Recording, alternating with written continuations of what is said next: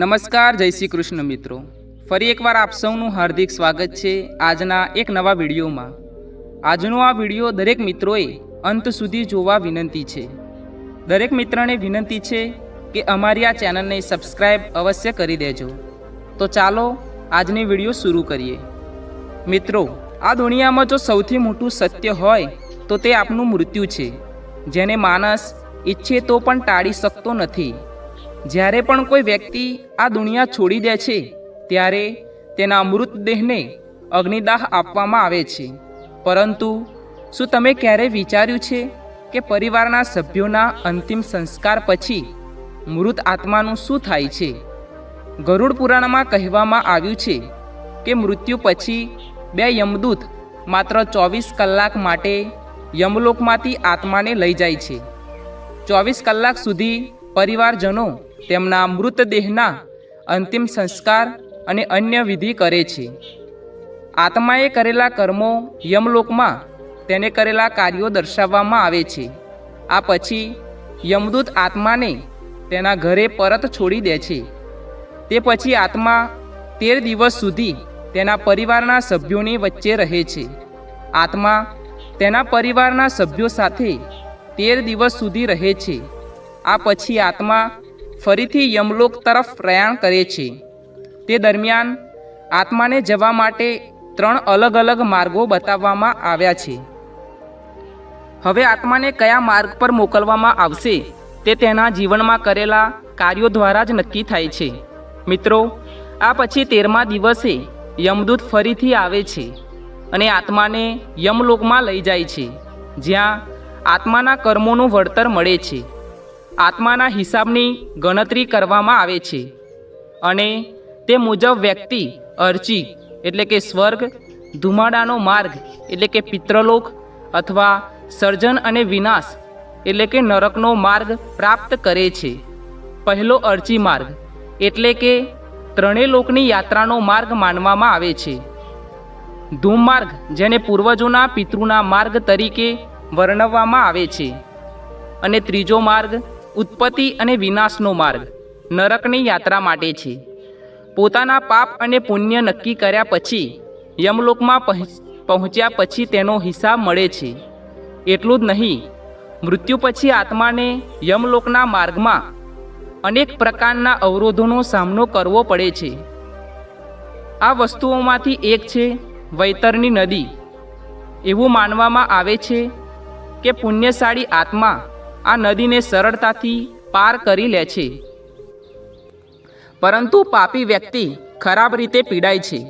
ગરુડ પુરાણમાં કહેવાયું છે કે પક્ષીઓના રાજા ગરુડ શ્રી હરિને પૂછે છે કે હે પ્રભુ, નશ્વર જગત અને આપણી વચ્ચે આવેલી વૈતરણી નદી સાથે આત્માનો શું સંબંધ છે અને આ નદીમાંથી તેને કેવી સજા ભોગવવી પડે છે?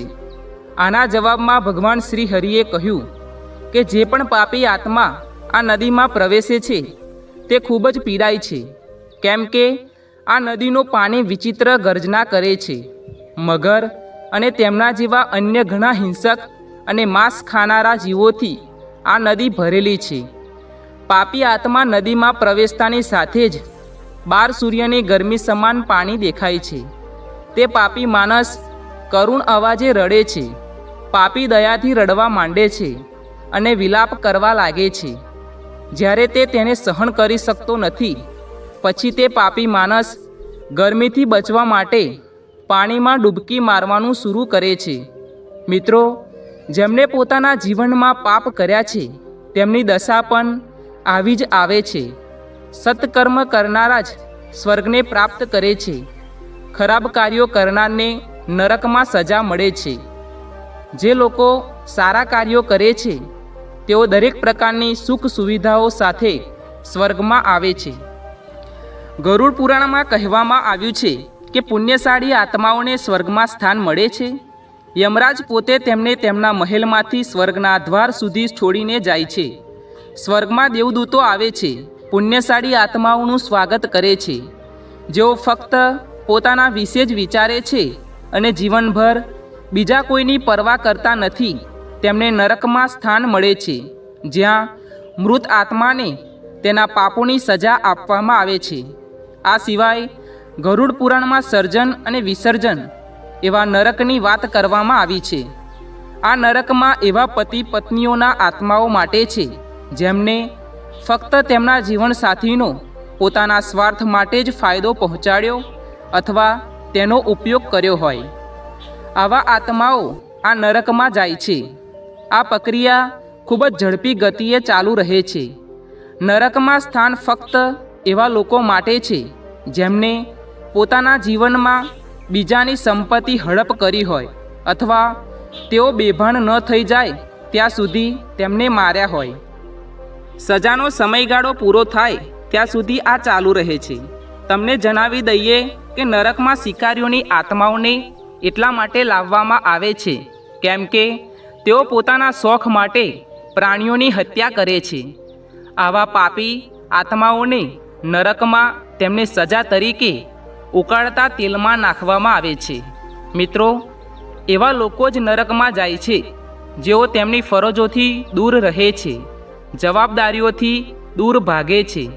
એ લોકોની આત્માઓને આ નરકમાં ધકેલી દેવામાં આવે છે. તેમને નરકમાં લાવ્યા પછી છરીઓ વડે કાપવામાં આવે છે જ્યાં સુધી તેઓ બેભાન ન થઈ જાય ત્યાં સુધી. ગરુડ પુરાણમાં કાલસૂત્રમ નરક વિશે જણાવવામાં આવ્યું છે કે અહીં એવી આત્માઓ લાવવામાં આવે છે જેમને પોતાના જીવનમાં ક્યારેય વડીલોનું સન્માન કર્યું નથી.